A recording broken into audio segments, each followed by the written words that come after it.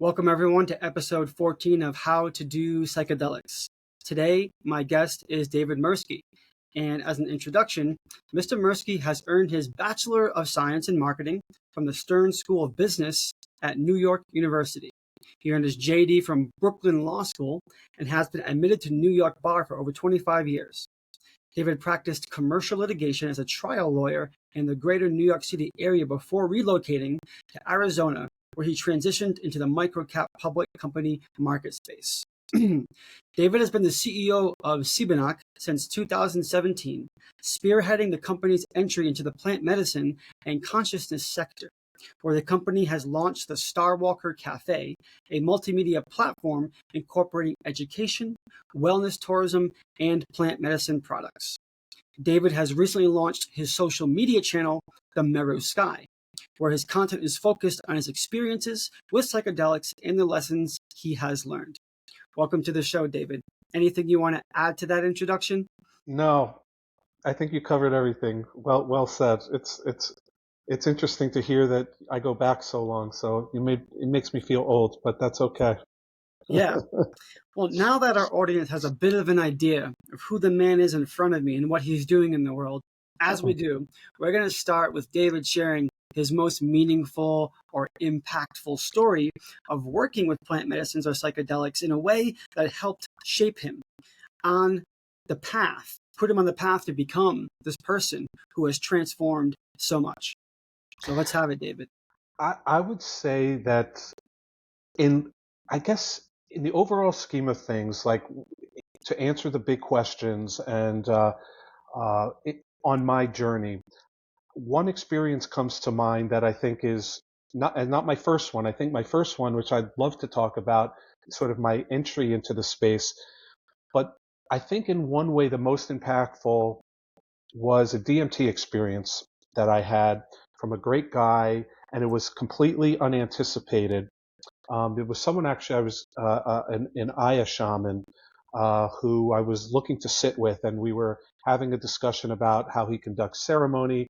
And I had asked him the question about DMT, and for people that don't know, dimethyltryptamine, which obviously is a key integral part in the ayahuasca brew, but can also be taken on its own in various forms.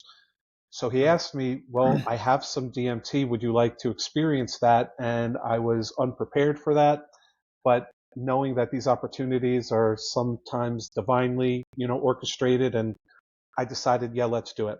So this was completely unanticipated. And when you smoke DMT, people that know, it comes on so fast and so strong, and the transition in consciousness happens in such an impactful way.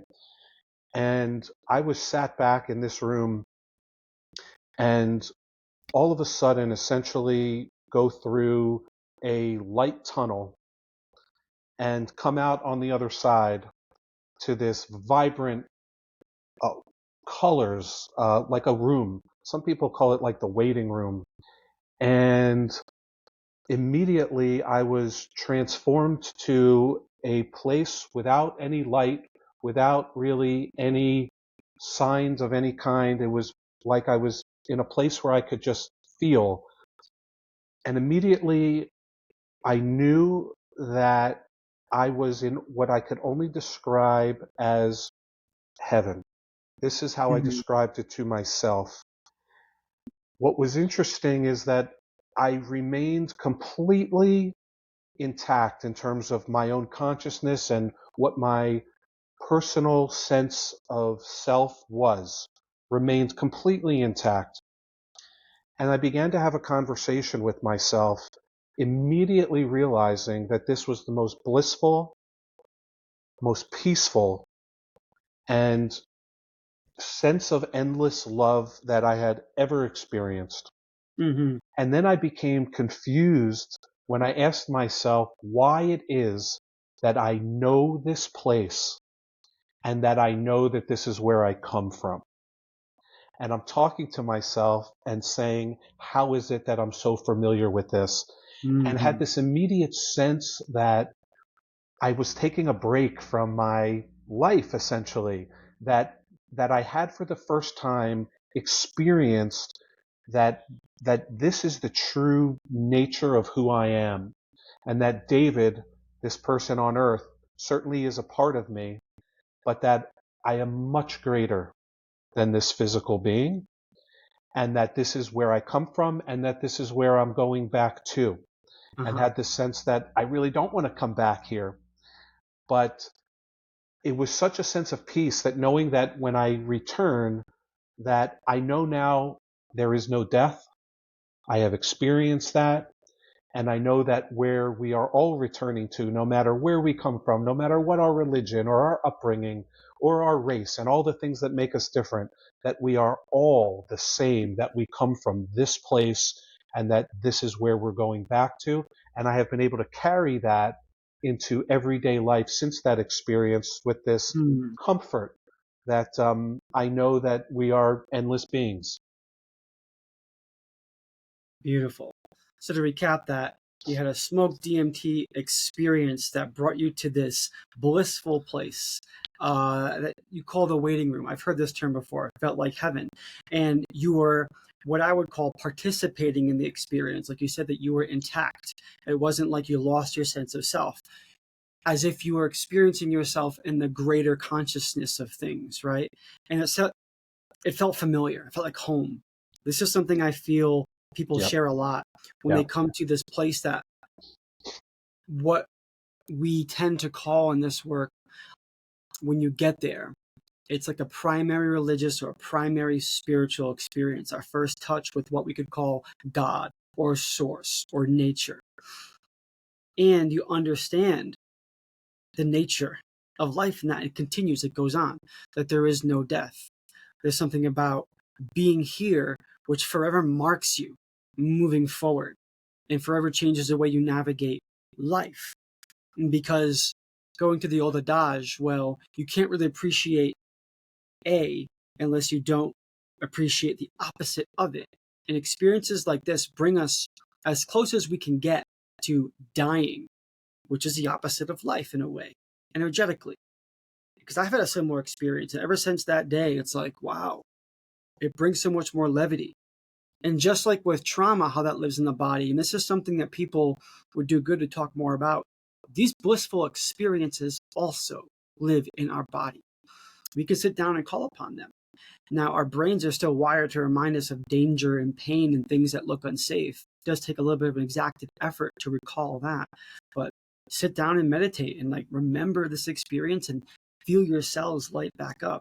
And so I want you to explain a little more about who you were before this experience and who you were after. Yeah, I was really, without knowing it, I was seeking something, right? And this had been kind of earlier on my psychedelic journey and this path in my life. So this is, I'm still in this process. Of course, it's just ever evolving, and we're always learning new things.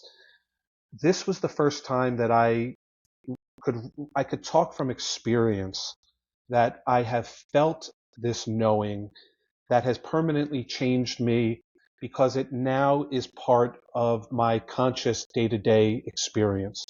And so whether I'm getting a coffee or even more importantly, when I'm waiting in line or doing something that's we really think of as mundane, I have a sense now that each moment in our life is so magical and important, and to try to incorporate this understanding of the true nature of who we are into the mundane and into just sort of what we kind of call the daily grind of things, because that's what takes up so much of our time. We go to work, we do this, we're in traffic, all of these demands that are on us, and we get distracted actually from who we are because we're always doing. So I like to say that the day-to-day life we're always doing, because that's what Earth is. We're in this place of action. And that when I've experienced this experience and others similarly in the psychedelic process, that's when I get into just a state of being where Mm-hmm. there is nothing. And it's that void that is often referred to.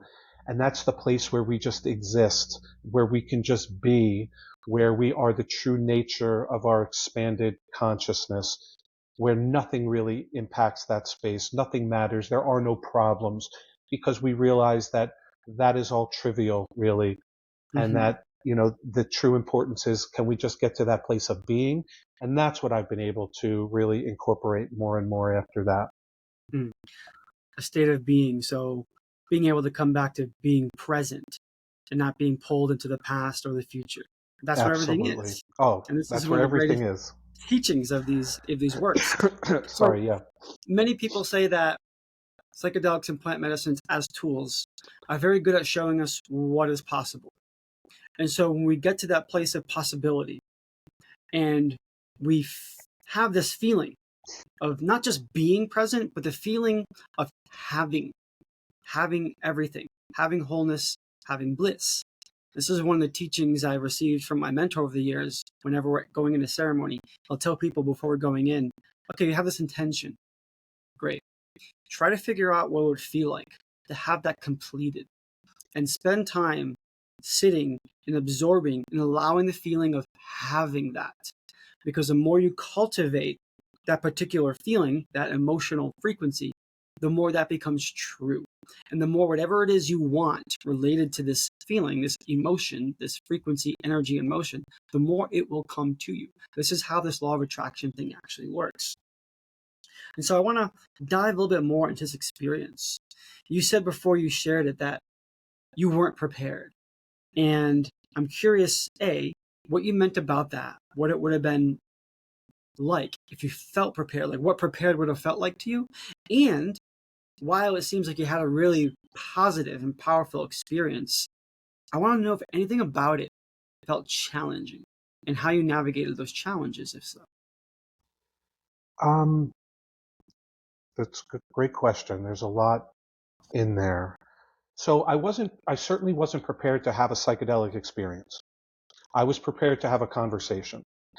And so Mm-hmm. obviously preparation is important, especially if you're going to have an ayahuasca experience. You have a lot of physical preparation, intentional preparation before that. Um, so I knew I wasn't going to have that. Um, but I really didn't know that I was going to have any experience. So, if someone, it's very trying. That's why they call us psychonauts. And I do believe when you Yeah. enter the psychedelic journey, it takes a lot of courage, because it's such a transformational process physically as your consciousness begins to separate from the body.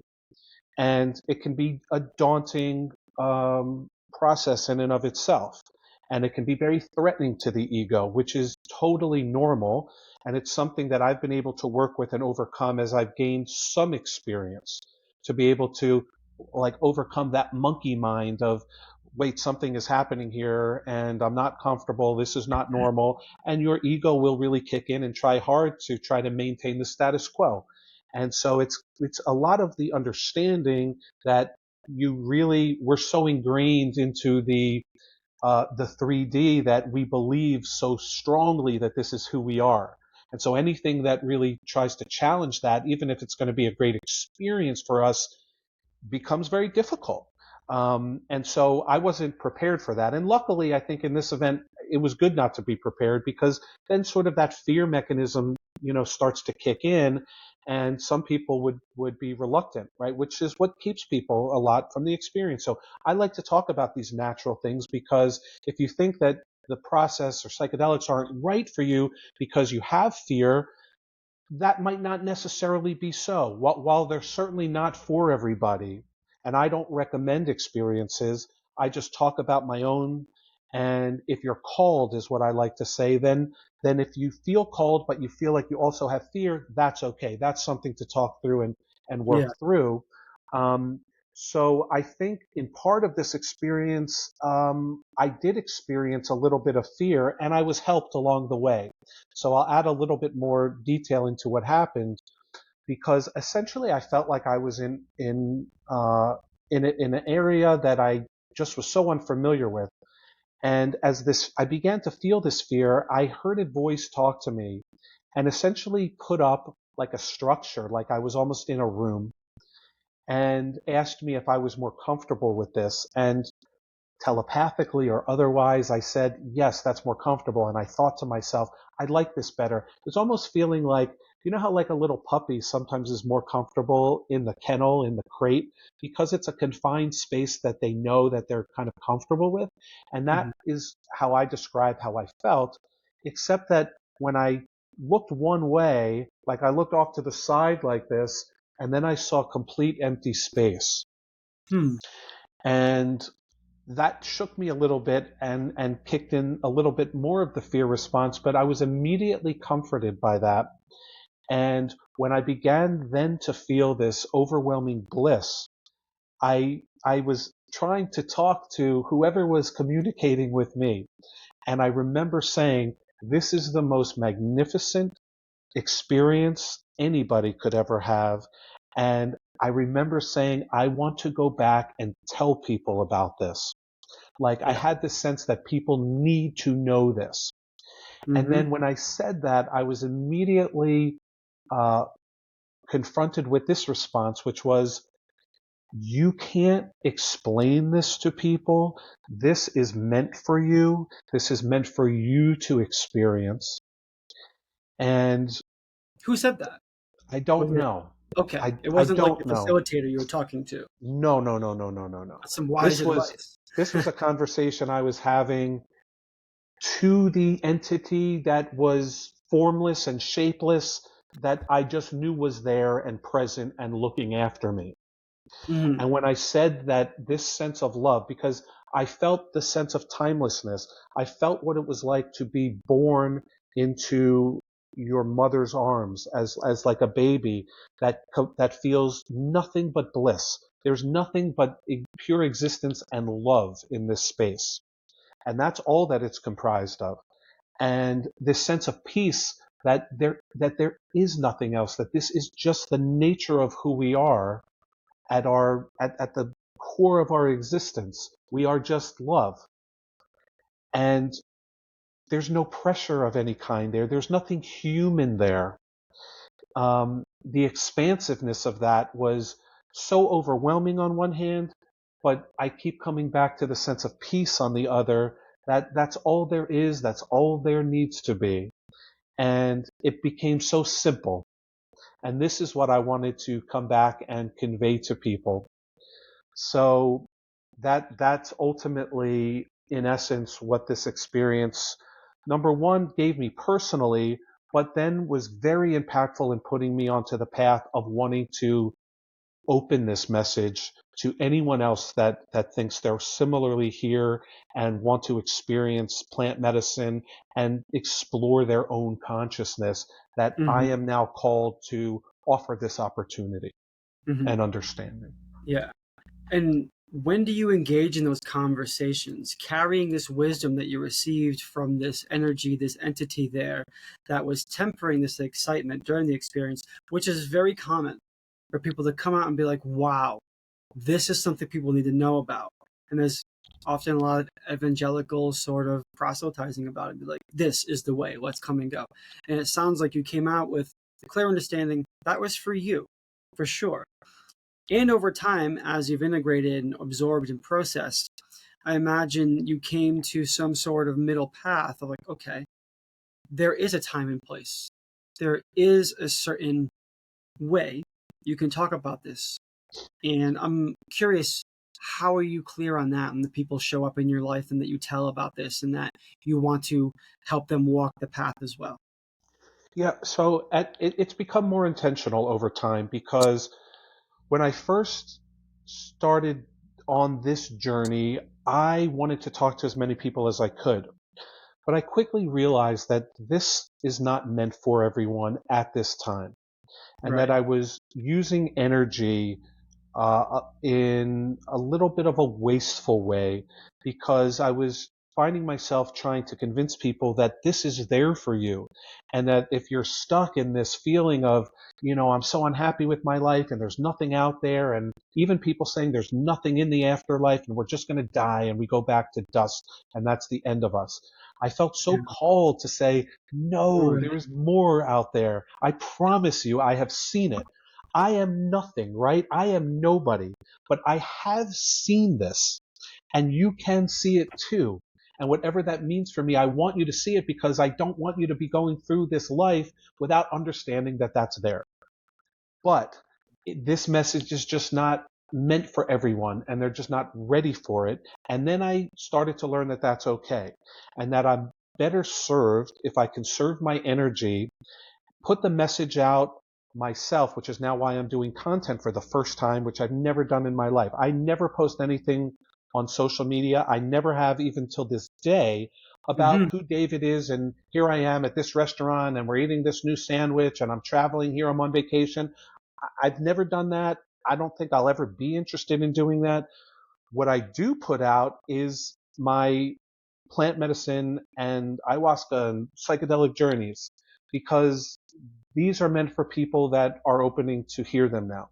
So that's where I'm looking to focus and to talk to people who feel called and they're on this path, but they're not sure how to take the first step. So I feel like my mission now is more of being a bridge to people looking for their own way and open to hearing about that there are these opportunities that can really help them on their path, that are safe, and that I can tell them a little bit about. Here are sort of the nuts and bolts about what you're really likely to experience and how it will help you, as it has helped me, integrate that into life. And I'm very intent on communicating that it's all about improving your life here. We're not looking to escape and have these, although mystical, experiences that are sometimes indescribable. The real meaning is, how do we as humans incorporate that, because we're here for a purpose. And so I always want to honor the purpose of being human, because we have this magical opportunity to be in time now and to experience whatever the limitations are of the 3D. They are magnificent. To be able to eat like a wonderful apple and smell the newly cut grass and hear the birds chirp and feel what time is and feel what we can accomplish over time through patience and through wisdom and through dedication and sacrifice. Those are things that can only be experienced in the human form. And so I want to honor those things always at the same time. So that's sort of the balance of my message. Mm-hmm. So what I'm hearing is, over time, after you were able to come to terms with this isn't for everyone, there are people that will show up in your life and they'll be curious. And when they show curiosity and they show up to you, then there's a dialogue to be had. Yeah, that's the way Yeah. I experience it for myself too. Like, it took me years to get to the point where I wasn't trying to get everyone to come to music festivals with me and like to do mushrooms or MDMA with me. And looking back at it, I'm like, man, that is not the way to do it the way I figured. I got lucky like running through the festival scene and Yeah. trying psychedelics for the first few times. Like, now it's like, man, you really need to have a pretty good solid community around you and some personal practices and understand a lot of like, why are you being drawn to this? Like, what is your big question there around that? So I get that, and I appreciate and follow that same way as well. I'm curious to know more, David, about the time after this particular journey. What was your, as we would say, integration process like? What did it take for you to fully welcome in the lessons and the transformations from this experience and to let it shape your life into what it is now? What were the challenges that you had to go through? And what were the practices that helped you stabilize and do this in a way that was safe? Yeah, I think um, the the biggest challenge is falling back into old routines and being able to work with those behavioral patterns in a different way. Because people think, if they're, even if they have the most magical experience, that somehow they're going to be changed from that experience, is wrong from my perspective. You alluded to before that the psychedelics can show us what's possible. And Mm-hmm. then from my view, we need to take what we actually know, because we actually are exposed and we have this belief that essentially anything is possible now because we've actually seen a glimpse of it. But as we get back into day to day, how do we reconcile those things? Because, well, Monday morning is going to come in. I had this magical weekend, but now I have to go back to work. And now I'm Exactly. getting emails and I'm getting calls and I'm getting the same stuff that's happening. And now how do I put it together? And that's always a challenge. It's still an ongoing challenge, and I'm nowhere near perfection in that process. So I want to communicate to people that we are human. We're not going to change. We're not going to be able to fully understand and grasp the true nature of what is, and that's okay. We need to be happy with that. So, and we need not to judge ourselves with the limitations and when we fall back into these patterns. But what we do have, what psychedelics can give us is a toolbox where I can now go back in when I'm falling back into something that's maybe negative thought patterns, to say, because we can manifest those very well. I always like to say you're a Mm-hmm. great manifester, especially when things are going badly. And you can rest assured that when you say, yesterday sucked, today sucked, and I guarantee you tomorrow's going to suck, I'll say you're exactly right. It will, because your manifestation and the energy you're putting out is spot on. And you will be guaranteed to continue to reproduce this process because your frequency remains the same. That's why these like ruts and struggles are very hard to get out of and break, because we don't realize how much we are actually creating them. So I think the one big tool that I've had is to be able to step outside and, number one, recognize that, hey, David, you're doing that thing, right? This is a negative thought pattern. We know how to deal with this now. So now the tool comes out and I can say, let me change my thought pattern. And usually the Yeah. best way that the main best tool that I know of that plant medicine has given me that is gratitude, where I can say, okay, if this is bad, that's bad. My car, I got a flat tire, ba ba ba ba. That's when things get really difficult. And if you can say to yourself, wait a minute, let me like, let me be thankful for what I have right now. Let me start to make a list of the great things I have. That is such a powerful tool to Yeah. counteract, the stuff that we can't control that's happening. That's like the main thing. And it's so ubiquitous. If you can just pull this out anywhere. And I like to start the day with that, like, things that we so much take for granted. Like, hey, uh, can you walk? Oh, you have legs and you can walk? Do you know how grateful you should be for that? And this is the kind of thing that we take for granted. You have your health, because we have all these thousand problems that anybody can just rattle off right now. When your health gets challenged, you've got one problem, Mm-hmm. and life becomes very simple, Mm-hmm. very direct at that point. So let's just be grateful for the things we have, because it will stave off whatever the negativity is. And just putting yourself in that sense of gratitude is so important and impactful to be able to reverse the negative course of things. Because like Mm-hmm. this life is like an ocean. You can't control all the waves, right? But we do have some control, and we can set the course. We can change the course, That's even right. though it's imperceptible, but you have to have confidence that it can be changed. And the best way to start that is gratitude. There's a lot of good points there. This is the same analogy I use for my transformation too. Like the first time I took ayahuasca, it just felt like the course of the ship of my life just changed a bit. And I was able to stay that course by gathering lots of support in my life and being curious about what was going on and developing my own practices. And gratitude is really what it comes back to. You say something like being grateful for having legs or having your health, and that can sound kind of mundane or trite, but, and I'm sure you've had an experience like this, when you're in these blissful states with the medicine, you can feel the gratitude for the most simple things around you. You can just be sitting there with a flower and be entirely at peace, or just feel the beauty of what it is to be in your body, to move it, to marvel at your hands and the exquisite masterpiece that a human being is. And we get to carry that back into our lives. And this again goes back to that point. This is why gratitude works so well. This is why journaling works so well. It brings our attention to the things that we don't naturally put our attention on, which is what is working, what has worked. If it's in the past, it's not something that the reptilian aspect of our brain is still paying attention to. It's trying to keep us alive still.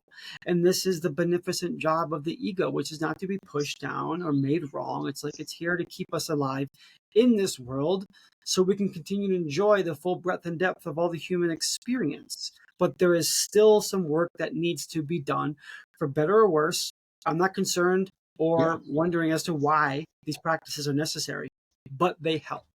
It always comes back down to gratitude and however we can feel that. Some people like to write about their lives in journal. Some like to sing. Some like to do yoga. Some like to sit around the fire. All of these things give me gratitude, but it takes an effort. And I strongly feel without that, whatever it is that came to you in your experiences is going to be fleeting, unless it was incredibly painful and traumatic, and then the body remembers that. But Yeah. we want to hold on to it all and make sense of it all. And so it sounds to me from what you shared that your recapitulation process after this DMT experience was a rather smooth one. Am I getting that right? Oh yeah. I mean, it was completely blissful, and you know, if I in all of my experiences, I mean, I don't think I've ever felt like I never had that again. Actually, Mm-hmm. that most direct sense of just timelessness and completeness and real understanding of who I who I am as a soul being. Yeah. That is probably number one, which is why I brought that out. I mean, among so many other just amazing experiences that have helped me more directly, but that was in the total summary of it. Like nothing actually has helped me more. Yeah. So let's flip the script a bit. Tell me about the most challenging, painful, or harrowing experience you've had with a plant medicine or a psychedelic. Ooh, there are a number. There are the first one that comes to mind was ayahuasca, and the theme of this experience was presence. This Mm, was I kind of tend to theme my experiences. Here's the main takeaway from that. I don't know if that will continue as I get more experience, but the ones I've had have just been so meaningful that I can go back and feel going through each one. So this one was so physically taxing as ayahuasca can be. I mean, I think I lost 10 pounds, essentially, water overnight, yep. where I had eaten lightly that day. And so when I got into the experience, I never throughout had the purging experience, but the entire group that night was in the bathroom, and that's kind of what it was confined to. And it was like for hours though. And what I then experienced was a shift from immense kind of heat to like unimaginable cold.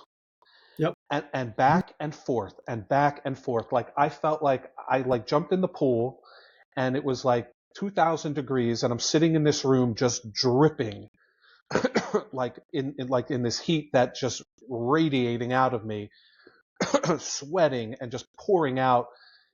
And then a few minutes later, I felt like I was in a freezer and chilled to the bone. Like actually everywhere about me is just like in freezing, like slight pain, freezing. And then I would go back again. And this back and forth combined with the bathroom took such a physical toll on me, excuse me, that by the end, I was appreciative of the simple state of being, where I was actually more or less fully returned to this state of being, this consciousness, but with a peace because I felt a sense of relief that I appreciated just the moment of being able to be where I could have been in the street and I would have been in complete bliss, not caring or knowing if I have clothes on, if there's a million people walking around me, because I finally understood the peacefulness of what the present moment is. And it came from this real physical experience. But that is what I was able to take away from that really challenging journey. The other thing that happened in the middle of that journey was I was very uncomfortable at one point, and I was, back and forth through all of these kind of temperature changes, and I was trying to sit up and change my position to get some kind of comfort. And then I felt like maybe I was going to purge, but I couldn't. And you kind of get those dry heaves sometimes that you'll experience. And then kind of felt like an overwhelming heaviness, an energy that I had never experienced before. It felt very physical, very uncomfortable, and very unfamiliar. And two things actually came out of that were I would like to actually tell people. The first was that at the height of this discomfort, a vision that I kind of think was like, it almost seemed like it was a portrait, like a floating portrait, came from way back in the distance and then came like I felt like a foot in front of me, and it was Adolf Hitler. Hmm. And I had no idea how to process that, and I didn't know how to process it or even what to really make of it until maybe 2 years after, when I had a conversation about the experience with the medicine woman who was overseeing my Aya journey, that particular one. And I said, listen, I had this crazy experience and I don't know where it came from. And I felt this unbelievable heaviness and I saw Hitler. And so I was brought up and raised Jewish, but I have no direct connection to the Holocaust or even family. So no direct experience there. And she said to me, um, I, I can't believe 2 years have passed and we haven't had this conversation, but a lot of Jews encounter Hitler in ayahuasca. Yeah. And she told me Hmm. that also Germans Yep. also have the similar experience. And that was really astounding to me. And then raised just even more questions about who are we? What is our tie, even generationally, so that we could have this kind of experience in ayahuasca that I have no physical reference to and no idea actually how to process that in this life. And still don't have answers to what that was. I was able to feel this immense heaviness and this energy, but it's What did it just, feel like? it felt like, uh,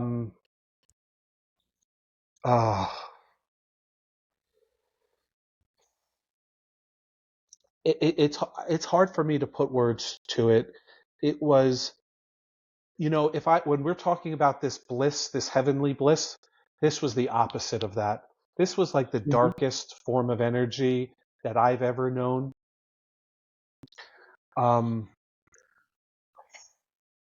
it was gloom, you know. It was it was something I would hope, like, in one sense, I'll never have to encounter again. Um, but here's another thing that happened at that time, which was one of the facilitators saw that when I was sat up, and around the same time I was having this vision, and I was just very uncomfortable. He came from across the room, and he sat about 5 feet from me. He never looked at me, but I knew that he moved and came across to sit down because he saw what I was going through, and just sat down and kind of was looking off away from me. And when I was going through the hardest time of that journey, I knew that someone was seeing me.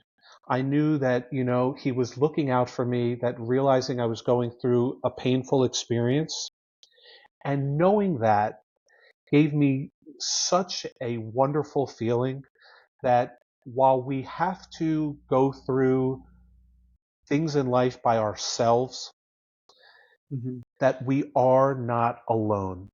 And that when Mm-hmm. we can have the benefit of someone that can see that, we're struggling, even if they can't help us, it's such a good, empowering feeling to know that there's someone else out there who's there for me.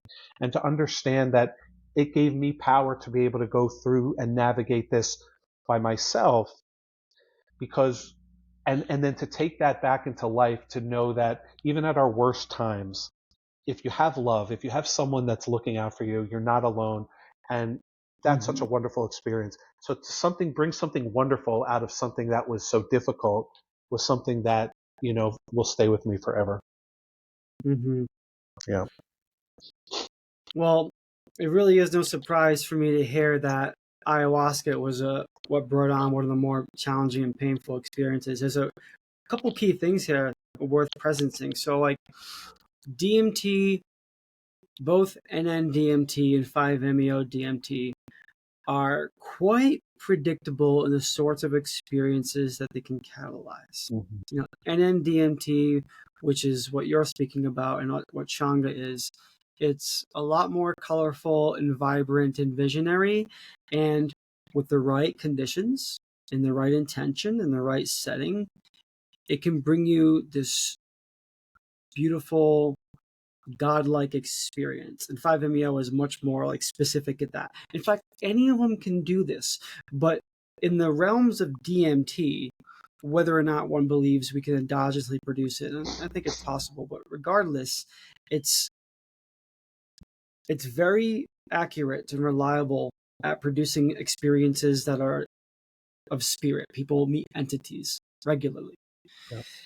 And so with ayahuasca, though, you've got a lot more going on there, especially in groups. But one thing I want to presence that's really relevant here is how you mentioned you had never had any sort of relationship or understanding or personal work with the cultural pain body for Jewish people that is the Holocaust, Hmm. right? Ayahuasca is very much well known to bring entities and beings to people, but they're usually more simple, like the jaguar or the grandmother spirit or the ancestors that are being called in that particular tribe. But it also is deeply ancestral medicine, personally ancestral. And it's medicine of the DNA in ways we're just starting to understand. And so, whatever you're carrying from your bloodline or your lineage is going to show up at some point. The thing about ayahuasca, I've come to understand through collecting many stories, is that it's kind of got like a progression to it. If someone comes in heavily toxified and with a really poor diet and their body is still pretty much way down, like the physical body, it works there first. And then there's a lots of purging and clearing. And then once you start to open up your body and cleanse your body, you are more available to these deeper soul experiences that go down into the past and these spiritual experiences up out into the future in other realms. And so this is something that's important for people to understand, because a lot of folks out there who are turning into and tuning into this work, they kind of want to go straight for ayahuasca. And like, yeah, held in the right way, it's great.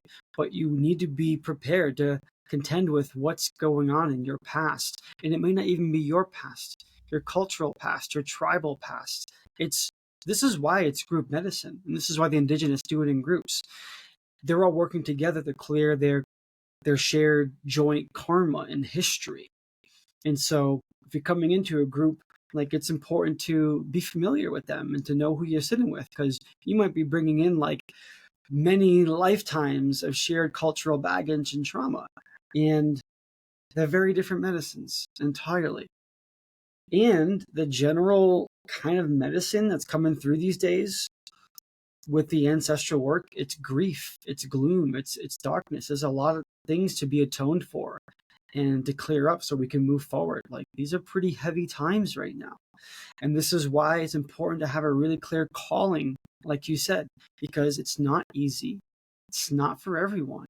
Even some of the like more simple and predictable medicines like DMT or ketamine or MDMA, they can be challenging at times. Far less likely, but they can. And so it takes a certain fortitude and resilience. And there are many ways that that can be gathered and put together. But it's an important conversation to have.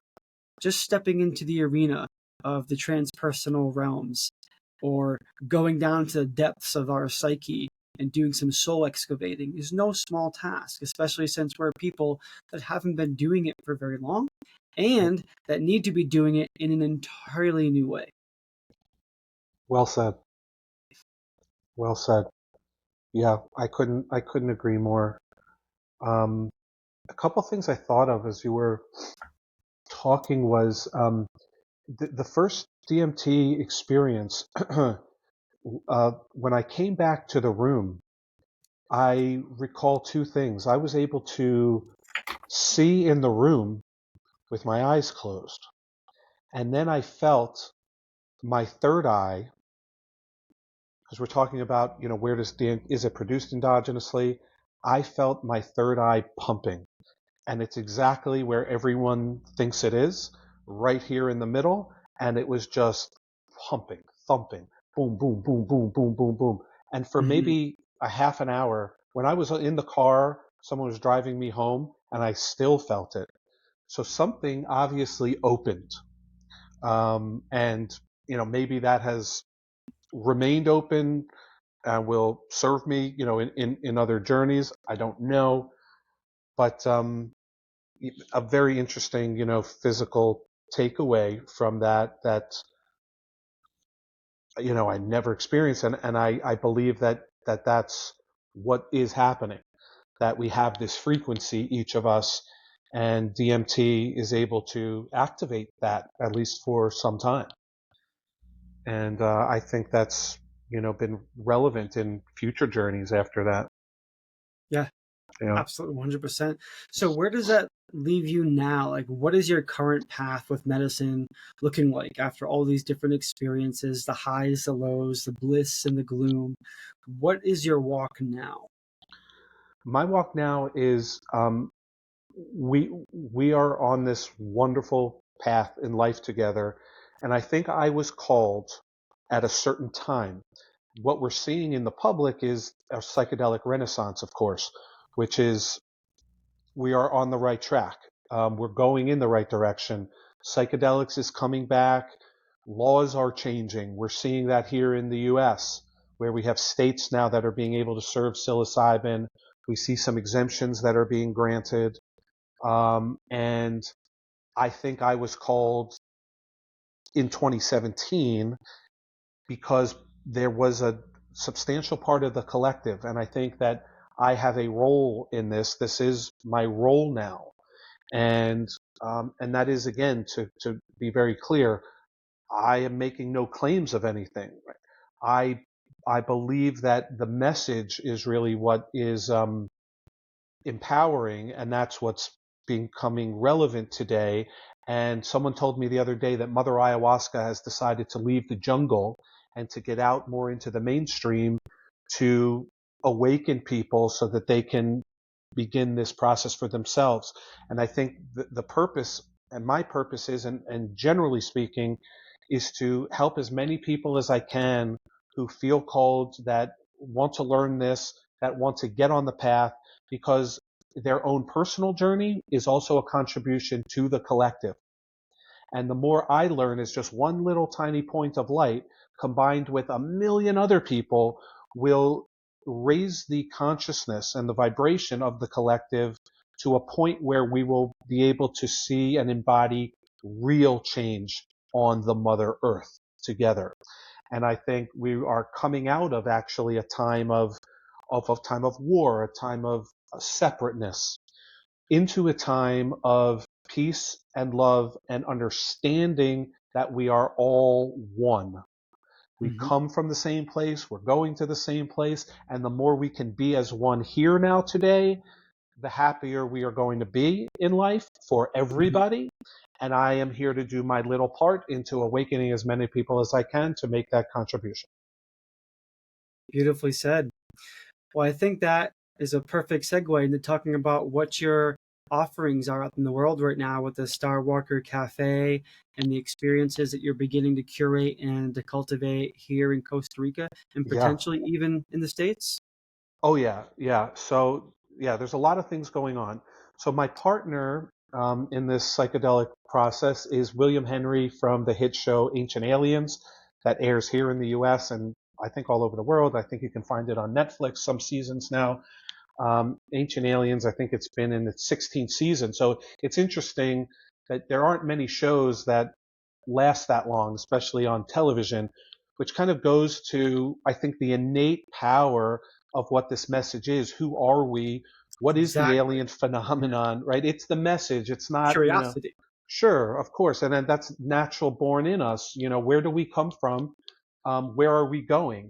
And then part of that question is, who are these aliens and how do they figure in this process? Because I have encountered what we would term as typical alien beings in the psychedelic process, and some beings like the mantis being and dragons and snakes that are maybe not as well known to be as involved in psychedelics, in ayahuasca in particular.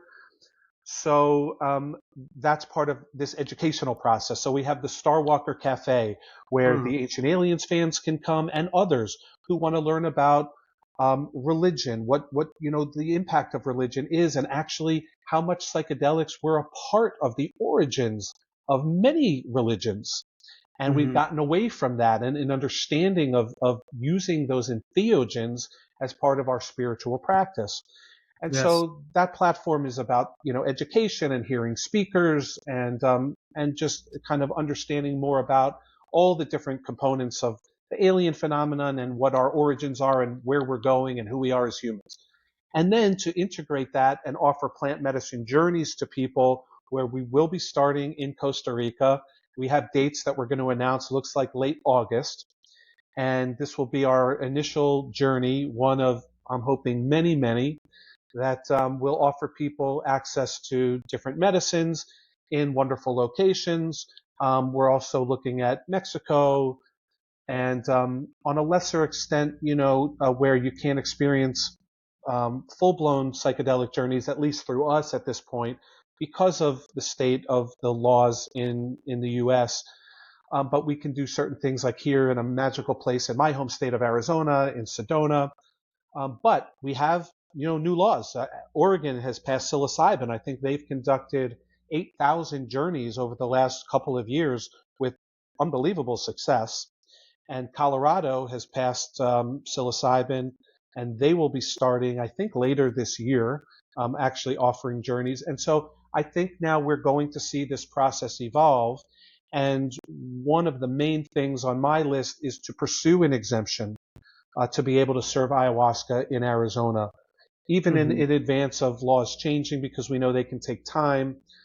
A couple of exemptions have been given.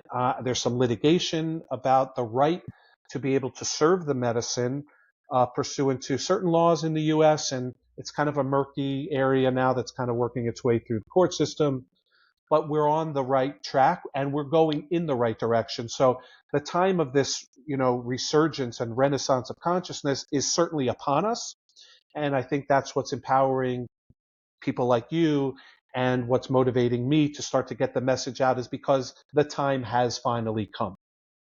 The time certainly has finally come, and it takes as many people as possible, like you and I, in our roles in these shoes that are doing the good work of sharing what we've experienced Mhm. and simply sharing from this objective point of view. This is my story. This is what it has done for me. Here's what challenges I've gone through. Here's what was helpful. Here's what wasn't. And this is how we're going to learn how to help other people. This is how people are going to feel drawn to us, attracted to us, so we can build our cultures, our families, and our tribes. It's not about promotion. And this is where things get a little muddy out there when it's getting wrapped up into capitalism. This is tribal work. This is work that is deeply correlated and historically entwined with spirituality and religion. And this is the true medicine of it all, is connection. Connection first to ourselves, and then to nature, God, spirit, and then to our families and communities. And when we finally walk through these different thresholds of connection, then we can start impacting change at a much deeper level.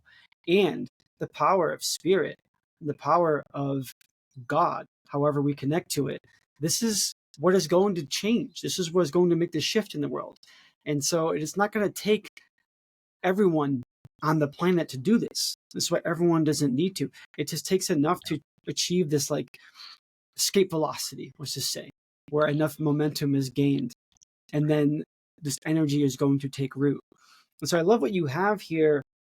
It seems like a great balance. Like the Starwalker community is there to help people lean into their curiosity around who we are, the big questions about like what we're doing here, going well into the realms, of course, of like the ancient aliens, because there's something really unique about human beings and how we came to these places and why we go through all these amazing arcs of light and dark ages, which I often find it interesting. Like, why is it seems like we're the only kind of species on this planet that has a capacity to live in discord and not in harmony?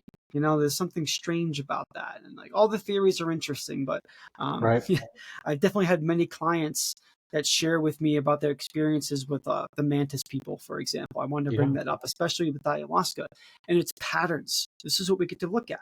We get to look at patterns and make sense of that. And so you have a platform for people to self-educate and to be curious and to learn, which is paired with a community where you're going to offer experiences to engage and explore these curiosities of self and of origin and of our purpose. And that's a beautifully complementary offering. And so, like, thank you for bringing that to the show. Thank you for letting people know that this is happening. And if people want to reach out to you and connect, what's the best way to follow up with you? Yeah, I mean, you can come on to the Starwalker Cafe, send us a message. And personally, if people are interested in kind of getting on their own journey and looking for information about medicine, I talk about my experiences. I put my long form mostly on YouTube, on the Meru Sky, Meru, which came out of a journey experience, the naming of my channel, which is a story, unto itself. But please, watch the content. If you have questions, I try to answer everybody that has some kind of inquiry or an observation. So I'm here to really use that as a platform to engage. Amazing. David, thank you for coming onto the show. Looking forward to what's coming next and to what sort of magic we might be able to co-create here in Costa Rica. Yes, I look forward to it. Thank you so much for the opportunity to be on with you. Mhm.